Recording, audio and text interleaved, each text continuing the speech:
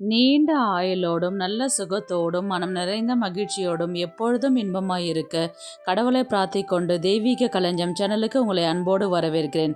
ஆன்மீக அன்பர்கள் அனைவருக்கும் என் பணிவான வணக்கத்தை சொல்லிக்கொண்டு இந்த பதிவினை தொடங்கலாம் வாங்க. நம்ம சேனலை இப்போ தான் ஃபஸ்ட் டைம் பார்க்குறீங்கன்னா ப்ளீஸ் சப்ஸ்கிரைப் பண்ணிக்கோங்க. நான் போடுற பதிவுகள் உடனுக்குடன் உங்களை வந்து சேரும். அதன் மூலம் நீங்கள் கேட்டு பயன்பெறுவீர்கள். இன்றைக்கி எதை பற்றி தெரிஞ்சுக்க போகிறோன்றது பார்த்தீங்கன்னா, ஆல்ரெடி நம்ம ஒரு பதிவு போட்டிருக்கிறோம். கொலு வந்து எப்படி வைக்கிறது, படிகள் அமைக்கும் முறை, அகண்ட தீபம் ஏற்றும் முறை, பலன்கள், வரலாறு எல்லாமே பார்த்துட்டோம். இந்த பதிவில் வந்து பார்த்திங்கன்னா, கலசம் வைத்து வழிபடும் முறை, கலசம் வைக்காமல் வழிபடும் முறை, கொலு நாங்கள் வைக்கல, அம்மன் படம் மட்டும் வச்சு நம்ம வழிபடும் முறை, இதெல்லாமே நம்ம முழுசாக தெரிஞ்சு. அம்பிகை பல்வேறு ரூபங்களை வழிபடும் 9 நாள் இரவிற்கு நவராத்திரி என்று பெயர். மகிஷாசூரன் என்ற அசுரன் தனக்கு ஒரு பெண்ணை தவிர மரணம் நிகழக்கூடாது என்று வரம் பெற்றான். இதனால் அம்பிகை அசுரனுடன் போரிட்டு வெற்றி பெற்ற நாட்களையே நவராத்திரி, அதன் இறுதி நாளே விஜயதசமியாக கொண்டாடப்படுகின்றது. புரட்டாசி அமாவாசையில் கொலு படிகள் அமைத்து கொலு பொம்மைகள் அடுக்கி வீடுகள் மற்றும் கோவில்களில் அலங்கரித்து வழிபடுவது நவராத்திரியின் சிறப்பு அம்சமாகும். ஒரு சிலர் வந்து இந்த வருடம் அமாவாசை நாளில் முதல் படியை வைத்து மறுநாள் பிரதமை திதியில் வந்து மற்ற படிகளை அமைத்து பூஜை செய்ய ஆரம்பிப்பார்கள். உங்கள் குடும்பத்தில் எது வழக்கமோ அந்த முறையை நீங்கள் பின்பற்றலாம். நவராத்திரி கொலு வைப்பது மிகவும் சிறப்பு. அதனுடன் நம்ம ஒவ்வொரு நாளுமே வந்து மந்திரங்கள் சொல்லி வழிபடும் பொழுது அதனுடைய சக்தியானது மிகவும் அபிவிருத்தியாக இருக்கும் என்று சொல்லப்படுகின்றது. நவராத்திரி நாளில் லலிதா சகசர நாமம் சொல்லலாம். அப்படி சொல்ல முடியவில்லை என்றால் கேட்கவும் செய்யலாம். அல்லது ஓம் ஸ்ரீ லலிதா சப்த நாமாவளி என்ற மந்திரத்தை உச்சரிக்கலாம். நவராத்திரி கொலு படிக்கட்டுகள் அமைப்பதற்கு முன், கலசம் வைப்பதற்கு முன் நாம் முதலில் அம்பிகையை மனதார வேண்டிக் கொண்டு, குலதெய்வத்தையும் வேண்டிக் கொண்டு, பிள்ளையாரையும் வேண்டிக் கொண்டு நம்ம அந்த பூஜையை ஸ்டார்ட் பண்ண வேண்டும். நவராத்திரி கொலு வச்சு நம்ம பூஜை செய்ய முடியாதவங்க ஒரு நாள் விரத முறை இருக்கின்றது, 3 நாள் விரத முறை இருக்கின்றது. 3 நாள் விரதம் வந்து பார்த்திங்கன்னா சப்தமி, அஷ்டமி, நவமி நாளில் வந்து நீங்கள் பூஜை செய்து விரதம் இருந்து அம்பிகை வழிபடும் பொழுது அனைத்து நலன்களும் உங்களுக்கு கிடைக்கும். அந்த 9 நாள் செய்ய வேண்டிய பூஜைகள் வந்து இந்த 3 நாள் நீங்கள் பூஜை செய்யறதுனால அதன் மூலயமா உங்களுக்கு கிடைக்குது. என்னால் 3 நாளும் செய்ய முடியாது, ஒரே ஒரு நாள் மட்டும் நான் ப்ராப்பராக விரதம் இருந்து அன்னைக்கு செய்ய வேண்டிய அத்தனை நைவேத்தியங்களும் செஞ்சு நான் வந்து முழுசாக வந்து நான் அம்பிகை வேண்டி விரதம் இருக்கின்றேன் அப்படின்றது பார்த்திங்கன்னா, அது எந்த நாள்னு பார்த்திங்கன்னா அஷ்டமி நாளில் வந்து அன்னைக்கு நாள் முழுவதுமே விரதம் இருந்து இரவு முழுவதும் கண் விழித்து அடுத்த நாள் பொழுதில் வந்து நீங்கள் காலையில் பிரம்ம முகூர்த்த நேரத்தில் பூஜையை முடிச்சுட்டு நீங்கள் விரதத்தை நிறைவு செய்யும் பொழுது வந்து பார்த்திங்கன்னா அந்த 9 நாள் நவராத்திரி கொண்டாடிய பலன்கள் முற்றிலும் உங்களுக்கு அந்த ஒரே ஒரு நாள் அஷ்டமி நாளில் நீங்கள் கொண்டாடும் பொழுது மொத்த பலன்களும் உங்களுக்கு கிடைப்பதாக ஐதீகம். அந்த 9 நாட்களுமே நவகிரகங்களுக்கு தீபம் ஏற்றி வழிபாடு செய்வது மிகவும் சிறப்பு. அதனுடன் நவதானியங்களை வந்து ஒரு சின்ன பாத்திரத்தில் மண்ணை வந்து பரப்பி இந்த விதைகள் 9 நவதானியங்களை போட்டு அது நல்லா செழித்து வளரும் போது நம்மளுடைய வீட்டில் இருக்கிற கஷ்டம் எல்லாம் வெளியில் போயிடும். நம்மளுடைய வாழ்க்கையும் செல்வ செழிப்போடு இருக்குன்றது ஒரு ஐதீகம் இருக்குது. கலசம் வைக்கும் முறை பார்க்கலாம். கொலு வைக்க போகிற இடத்துல கிழக்கு நோக்கி அமர்ந்து பூஜையை தொடங்குவது பாரம்பரியமான வழக்கம். கலசத்தை முதல் படியில் வைக்கலாம் அல்லது கடைசி படியில் வைக்கலாம். மணப்பலகை ஒன்றை எடுத்துக்கொண்டு அதனை நன்கு சுத்தமாக கழுவிட்டு அதை தொடச்சிட்டு அதுக்கப்புறம் வந்து கோலம் போட்டு கலச சொம்பை வந்து நூல் கட்டி வைத்து கொள்ள வேண்டும். மஞ்சள் தடவி 4 புறமும் சந்தனம், குங்குமம், மஞ்சள் இட்டு வைக்க வேண்டும். பிறகு சிலருக்கு கலசத்தின் உள்ளே அரிசி நிரப்பும் வழக்கம் உண்டு. ஒரு சிலருக்கு ஜல கலசம் வைக்கும் வழக்கம் உண்டு. உங்கள் குடும்பத்தில் எது வழக்கமோ அதை நீங்கள் ரெடி பண்ணி கொள்ளலாம். கலச செம்பானது பித்தளை, வெள்ளி, செம்பு உங்ககிட்ட எது இருக்குதோ அதை எடுத்துக்கோங்க. முதலில் ஜல கலசம் என்னென்ன போடணுன்றதை பார்க்கலாம். கலசத்தில் வந்து பார்த்திங்கன்னா கங்கை தீர்த்தம் வந்து போடலாம். கங்கை தீர்த்தம் வந்து உங்ககிட்ட ஏற்கனவே இருந்தால் போடலாம்.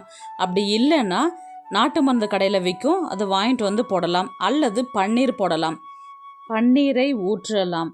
அல்லது ஏதாவது புனித நீர், யமுனா, கங்கை அந்த மாதிரி நதிகளில் ஏதாவது ஒரு நீர் இருந்தாலும் கலச செம்பில் வந்து ஊற்றி நீங்கள் அதனுடன் பார்த்தீங்கன்னா மஞ்சள் பொடி, குங்குமம், ஏலக்காய், கிராம்பு, பச்சை கற்பூரம், 1 ரூபாய் நாணயம், தங்கம், வெள்ளி ஏதாவது இருந்தால் போடலாம். போட்டுட்டு அதன் மீது மாவிலை வச்சுட்டு அதுக்கு மேலே வந்து தேங்காயை வந்து வைக்கலாம். தேங்காயை வச்சுட்டு மஞ்சள் தடவி குங்குமம் வைத்து நம்ம அலங்காரம் செய்யலாம். முகம் வைத்து அலங்காரம் செய்யலாம். அல்லது ப்ளவுஸ் பிட் வச்சு நம்ம அலங்காரம் செய்யலாம், உங்களுடைய விருப்பம். இப்பொழுது கலச செம்பில் அரிசி வச்சிருக்கிறவங்க போட வேண்டிய பொருட்கள் பார்த்தீங்கன்னா மஞ்சள், குங்குமம், ஒரு எலுமிச்சம்பழம், 1 ரூபாய் நாணயம், 5 ரூபாய் நாணயம், அல்லது தங்கம், வெள்ளி காசாக இருந்தால் போடலாம். அல்லது நீங்கள் உபயோகம் செய்கின்ற ஏதாவது ஒரு பொருள் வந்து சின்னதாக இருக்கிறது, அந்த மோந்திரம், செயின், இல்லை சின்ன ஸ்ட்ரெட்டு மாதிரி இருக்கும், அந்த மாதிரி நீங்கள் போட்டு வச்சுட்டு அதுக்கப்புறம் நீங்கள் பூஜையெல்லாம் முடிச்சதுக்கப்புறம் எடுத்துக்கலாம். அப்புறம் பார்த்தீங்கன்னா மஞ்சள் தடவிய முழு தேங்காய் வைக்க வேண்டும். தேங்காய்க்கு மஞ்சள் குங்குமம் இட்டு கொள்ள வேண்டும். இப்பொழுது கலசம் தயார் நிலையில் உள்ளது. இந்த தேங்காய்க்கு மேல் அம்மன் முகத்தை வைத்து நாம் எளிதாக கட்டி கொள்ளும்படியாக நிறைய வடிவங்களில் அம்பாள் முகம் கடைகளில் இப்பொழுது கிடைக்கின்றது. இப்படி அம்பாள் முகம் வைத்தால் அம்பாளுக்கு உங்களுக்கு என்னவெல்லாம் அழகுபடுத்த நினைக்கின்றீர்களோ அதை அழகாக ஒரு மணப்பெண்ணை அலங்காரம் செய்வது போல உங்களுக்கு பிடித்தபடி நீங்கள் செய்து கொள்ளலாம். முகம் வைக்காதவர்கள் தேங்காயை அம்பாளாக பாவித்து அப்படியே வணங்கலாம். கலசத்தை தயார் செய்துவிட்டு கலசத்தின் முன்பு விளக்கேற்றி வைக்க வேண்டும். கலசத்தின் முன்பு ஒரு வெற்றிலையை வைத்து அதன் மீது மஞ்சள் பொடியினால் பிள்ளையார் பிடித்து வைக்க வேண்டும். இந்த பிள்ளையாருக்கு குங்குமம், பூவெல்லாம் வைத்து பின்னர் கலசத்திற்கும் பூ வைக்க வேண்டும். கலசத்திற்கு வந்து பார்த்தீங்கன்னா கம்பல்சரி காலையிலையும் மாலையிலையும் வந்து பூ வந்து காலையிலையும் மாலையிலையும் வந்து கம்பல்சரி புதுசாக ஃப்ரெஷ்ஷாக தான் பூ வைக்கணும். ஃபஸ்ட்டு நெய்வேத்தியம் வந்து பார்த்திங்கன்னா கலசத்திற்கு தான் வைக்கணும். ஏன்னா கலசத்தில் வந்து அந்த அம்பிகை எழுந்தருளி நமக்கு அருள் புரிவதாக அர்த்தம். அதனால் ஃபஸ்ட்டு வந்து அவங்கள வந்து துர்கையா, லக்ஷ்மியா, சரஸ்வதியா அவங்கள பாவித்து அவங்களுக்கு வந்து கலசத்தில் எழுந்தருளும்படி மனதால் வேண்டிக் கொண்டு பிறகு அவர்களுக்கு தீப தூபம் காட்டி வணங்க வேண்டும். இந்த கலச அமைப்பினை அப்படியே வைத்திருந்து நவராத்திரியின் 9 நாட்களும் அதற்கு அடுத்து வரும் விஜயதசமி அன்று முதல் பூஜை இந்த கலசத்திற்கே செய்ய வேண்டும். கொலுவிற்கு 9 நாட்கள் செய்யப்படும் நெய்வேத்தியம் முதலில் இந்த கலச அமைப்பிற்கே செய்ய வேண்டும். இந்த நவராத்திரி காலம் முழுவதும் அம்பிகையின் பாடல்கள் மந்திரங்களையும் அம்பிகை முன்பு அமர்ந்து படிப்பது விசேஷம். கொலுவின் முன்பாக 10 நாட்களும் விதவிதமான நெய்வேத்தியங்களை படையலிட்டு பாடல்களை பாடி அம்மனை வழிபட வேண்டும். கலசம் பிரிக்கும் முறை: ஜல கலசம் வைத்திருப்பவர்கள் வீடு முழுக்க தண்ணீரை தெளித்து விடலாம். அதில் இருக்கும் பொருட்களை பூஜை அறையில் வைத்து விடலாம்.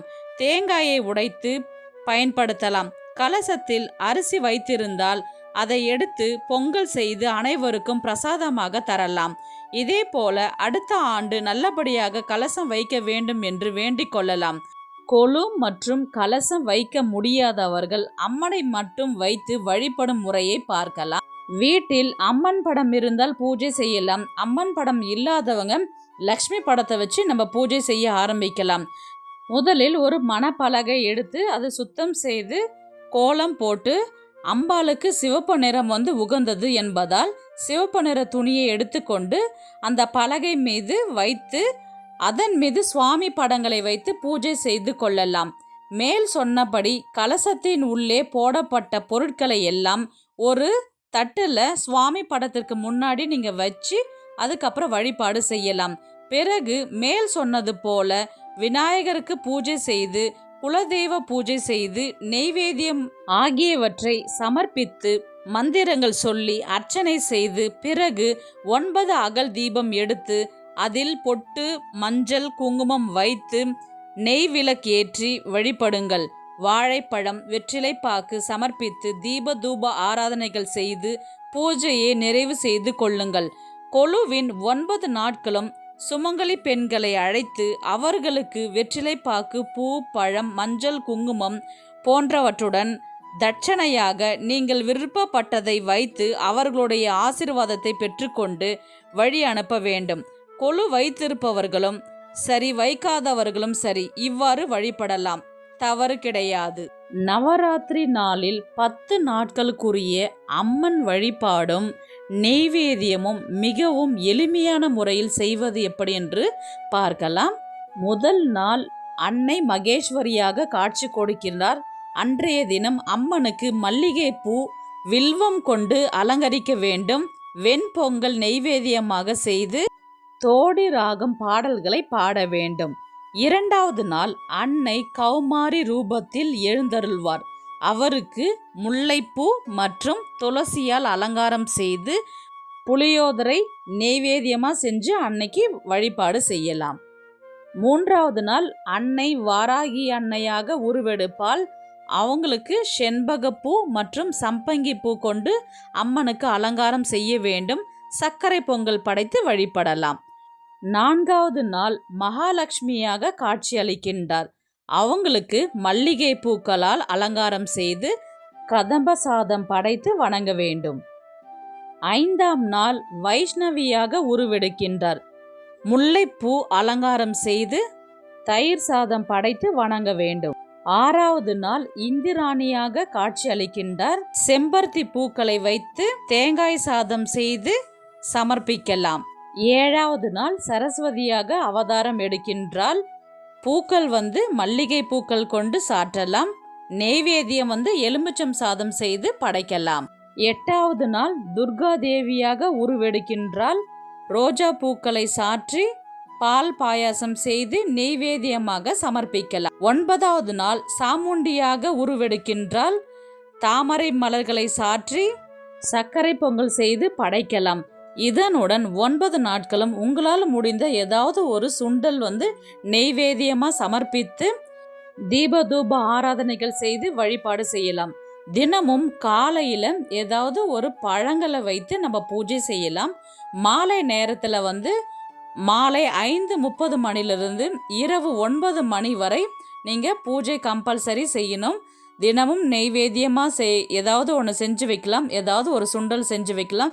உங்கள் வீட்டில் என்ன இருக்குதோ அதை செஞ்சு வச்சு நீங்கள் அம்பிகையை மனதார வழிபட்டாலே அம்பிகையினுடைய அருள் பரிபூர்ணமாக நமக்கு கிடைக்கும்.